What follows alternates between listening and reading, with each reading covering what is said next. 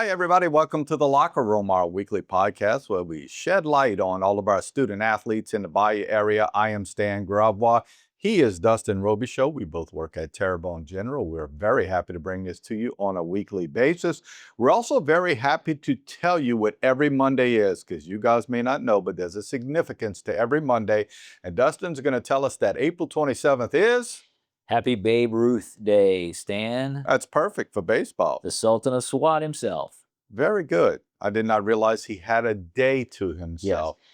It's actually a little sad. He was diagnosed with cancer in 1946, and the following year, when he was going through treatment, that's when they designated Babe Ruth Day.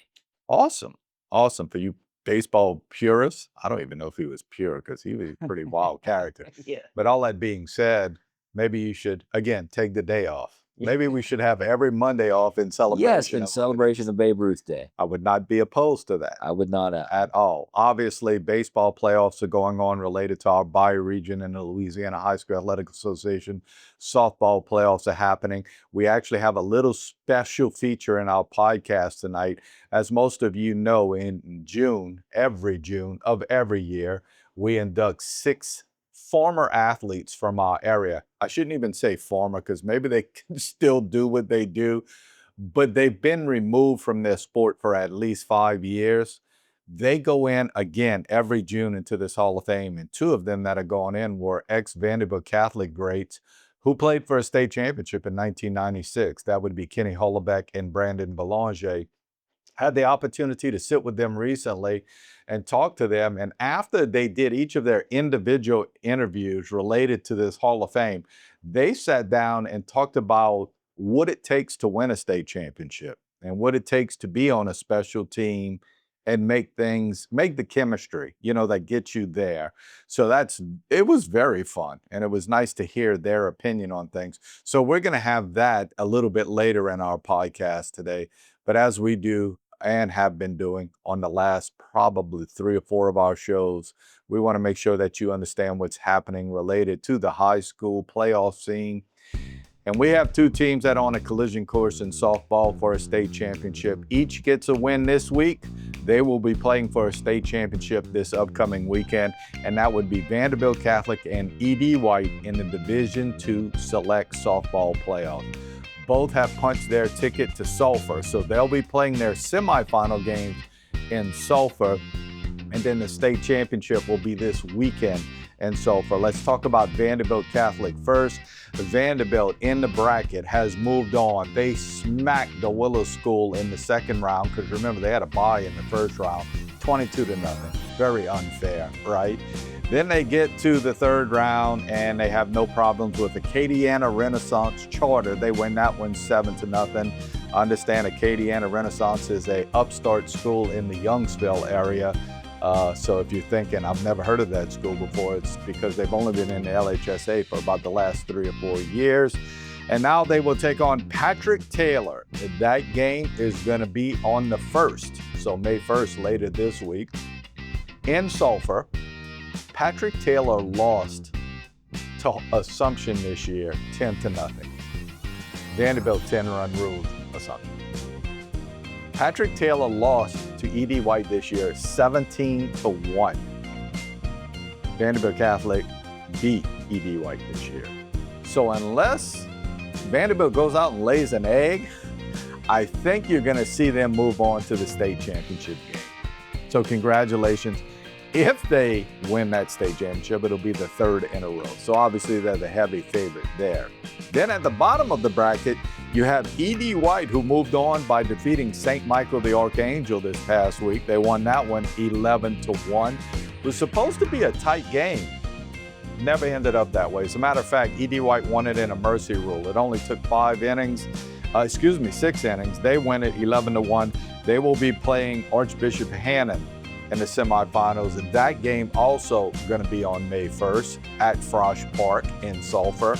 And a little bit tougher task for E.D. White, because Hannon's pretty good. E.D. White's going to have to play well, but they are the highest seed. And again, if E.D. White and Vandebilt win, they play in the state championship this upcoming Saturday, and we certainly hope that's what's going to happen. Do want to give a big shout out to Jeremy Duplantis. Jeremy Duplantis is an H.L. Bourgeois alum. Then he went on to coach at both H.L. Bourgeois and Vandebilt Catholic, won a state championship in softball with Vandebilt Catholic, and now he is at Hornville High School. Hornville is in the semifinals. They'll be taking on Sanoma. So congratulations to Jeremy, as again, he makes the move from Vandebilt Catholic to Hornville. I know he still lives in our area. His son actually goes to E.D. White.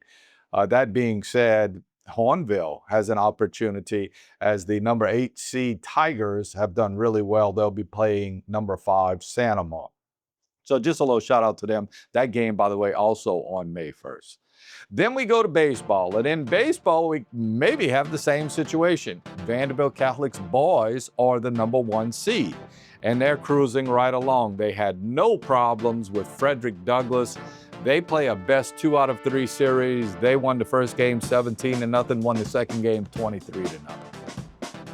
I mean, super simple, right? They move on. They are going to play St. Michael the Archangel out of Baton Rouge. That's going to be a little bit later this week in a 3-game series. If they win that one, they move into the semis. So right now they're in the quarterfinals in baseball. Also in the quarterfinals on the other side of the bracket is E.D. White. E.D. White got past Haynes Academy. They actually had to come back. They were down 1 game to Haynes Academy and came back and won games 2 and 3. Now E.D. White has a tough task. They'll be taking on the number 2 seed in the state of Louisiana, St. Charles Catholic. That is going to be played in Laplace, and that is going to be later this week. So there is a chance to see Vandebilt and E.D. White also in the baseball finals, but it's going to be a lot tougher because I tell you, E.D. White's got a tough task taking on St. Charles. We'll see if they can get past that one. If they do, they would face the winner of Turlings Catholic, and let's see who it is, Laranger. And I got to tell you, Turlings Catholic's good. So the likelihood of a state championship involving 2 of our local teams in baseball is probably a little bit less. And we certainly don't want to forget about Covenant Christian. Covenant Christian, the number 2 seed in the Division 4 select bracket, has to take on number 18 Ascension Catholic. That game is going to be played on the 30th, so just in a couple of days. They're actually starting at 8 o'clock at night. I'm sorry, Dustin, that's past my bedtime. They're going to be playing right here in town on Prevost Avenue, which is right behind the Southland Dodge. Okay. Is that the best way to describe it? Yeah, everybody knows Southland Field, which is that park right behind Southland Dodge, and the McDonald's right near the mall. They'll be playing that game again, 8 o'clock on the 30th against Ascension Catholic. Winner of that one goes on to take on Sacred Heart or St. Edmunds. Man, they're only in the 2nd round in that particular bracket, and they don't play best 2 out of 3. They play single games. But I think Covenant Christian sort of has everything coming together at the right time, and I think they can make a run. Playoffs were announced actually like 2 weeks ago, and CCA has not played a game yet. They got a bye, and they've just been sitting around waiting for this game. So again, they'll be taking on Ascension Catholic, who is a good ball team. Just a little side note to all of that, Ascension Catholic's coach is G. Cassard, who we all love here in the area.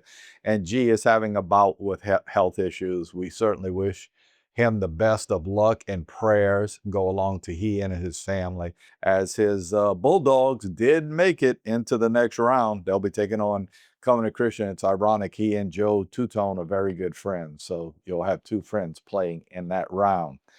And of course, we'll keep you up to date. So it looks like, listen, and I'm just prognosticating, Vanderbilt's girls and E.D. White's girls in the state championship this upcoming Saturday.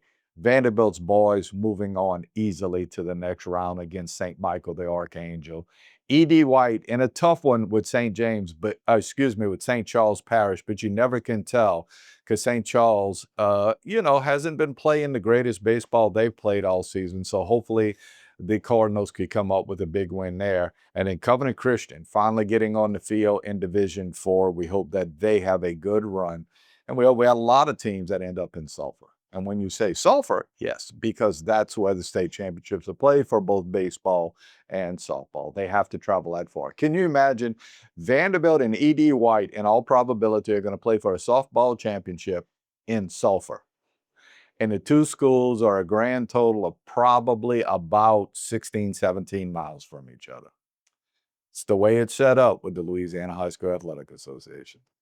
I mentioned to you a little bit earlier that we had Kenny Hollaback and Brandon Belanger in recently to talk about their adventures in baseball. Both played on the pro level. Here they are sitting next to each other, just talking about their days at Vandebilt and the chemistry it takes to make up a state championship baseball team. I don't think it was ever a thought or a statement made about we can win a state championship. I think it was, I guess instead of looking at it maybe that far down the road, I always looked at it as we can win. Like every day, like I was telling somebody the other day at a baseball game, I don't ever remember going into a game that I thought that I had a 50% chance of losing. Every time I went on the field, I knew that I could win. I didn't win every one, but I didn't go into the game thinking, I just hope to get out of here without getting hurt. I think iron sharpens iron, both externally and internally for us. Our competition was really good. E.D. White, Lutcher, Ellender. You had to come, at them because they were coming at you. E.J. Chenier. There was so many people that were, I remember, that were so talented. We played Lutcher in the semifinals, and Westlake played E.D. White. And then, so you had 3 teams from one district in the semifinals. And we were talented. We had Mark Ardoin, Sky Guidry. Just tons of good players all across the board. And then, the same thing with 96. It was incredible how much we just pushed each other. We pushed each other at practice, in the games, during the off season. I can't tell you how many times, we've been at the field hitting and it's 100 degrees outside on a weekend, and there would be a bunch of us just working, or I remember driving down to Berg because, there was a cage down there, Mr. Lambert, and had a light. I don't think we ever talked about as a team winning a state championship. I don't know if back then I don't remember any big slogans or anything. We had a team that when you put it out there, filled the lineup card out, it was going to be hard to beat. And we like to win, like to compete, play hard. And so I think that's what made it easy. And then playing against our district schedule definitely made playing teams like Bridge that year or Parkview Baptist, I'm not going to say easier, but you don't come in and you're not, what's the word, not overwhelmed, but intimidated. On that team, all I felt I had to do was just not walk them. Don't hit them, no freebies. Don't hit them, don't walk them. Think about, we got, Dougie behind the plate. We got, in the year before we had, Julio behind the plate. And then we got Gary Thomas, we got Ben Thompson, we got Brian Daigle. One of us was at first base. Just don't give them a free base. They're going to make the plays. We were really talented defensively, and we were going to score runs. We were a very talented, fundamentally sound baseball team. Coach Buck, we had 3 bunt defenses. It wasn't 5. It was Roy Hobbs, Wonder Boy. Yep, that's it. And so, we kept it simple. We played the game hard. It was, you're going to make mistakes. Funny thing, holy cow, I didn't even think about this. This was given to us when in high school. Do you remember these? This is a champions prayer Coach Buck gave us. I still keep this in my wallet. And it talks about it. It says, "Dear God, thank you for the talents that you've given me and guide me to use these to the best of my ability. Help me to play hard, airless ball. But if you should stumble, remind me not to dwell on my mistakes, but to learn from them." And it goes on. This is from Coach Buck that gave to us. Earlier Brennan said he thought I was better, so he was trying to keep up, but I thought it was the other way around. So maybe that was that inadvertent competitiveness that, the iron sharpens iron or whatever. You know, like, oh man, he's doing this, I got to do this. It wasn't never like, I hope he fails so I can do better. It's he did this, let me see if I can do this. Talk about the teammate. I don't know if you remember this, but I was in the dugout, and I was not a very fast guy, and I hit a ball that I tried to turn a solid double into a triple, and I ended up blowing out my knee. And Kenny was one of the first people to come in and talk to me. And you all right? You gonna be all right? Just kind of encouraging me. And that's the kind of teammate he was. That's what I remember about him. He always pushed me. He always, inadvertently, was always pushing me. He, like I said, he didn't know it, but he's being humble. He was a lot better than me. But so it was fun. And that's what kind of teammates he was, and we all were. So that was awesome. Right. I don't ever remember, and it may have happened, but you don't remember any particular instances where if somebody was asked to sacrifice an at bat to move a guy over, like I don't remember any selflessness that I don't think you could say we had any cancers on the team. No. In that period, everybody had a role to do, and everybody did it well. It was nice to have those two guys in. Very fortunate. They both live in the Monroe area, so it wasn't easy for them. And really a nice time. Dustin was there with me when we sat and talked to him. And two guys that'll be going in June. And we actually have talked to just about all of our inductees. Got a good group going in, right? Absolutely. Yeah, great guys. Yep. So we And are a lady. And a Yes, lady. actually, Marie Lyric going in also. We'll give you more information on that coming up. One reason we probably are not, we want to promote them, but we don't want to promote the event. And that's what's tough.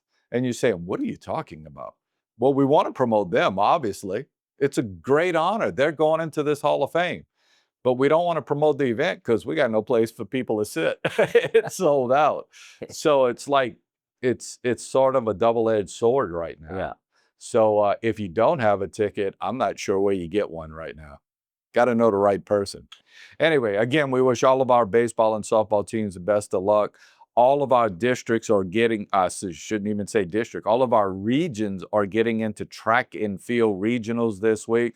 South Terrebonne hosting a big one on Wednesday over at their place. Of course, Coach Francis Labatt and Coach Steve Barber are back at it. And they decided to take the regional back to our area because it wasn't in our area for the last probably 3 or 4 years. But they said, hey, we'll host it. God bless them. God bless them. So this Wednesday, we have a big regional on the 4A level right there at South Terrebonne High School. Go out and support the teams as those kids are trying to make it to the state track and field meet, which is going to be held in Baton Rouge in about a week and a half, 2 weeks. That's it for us. Hope you have a terrific week this week, everybody. Stay safe. We'll see you next Monday.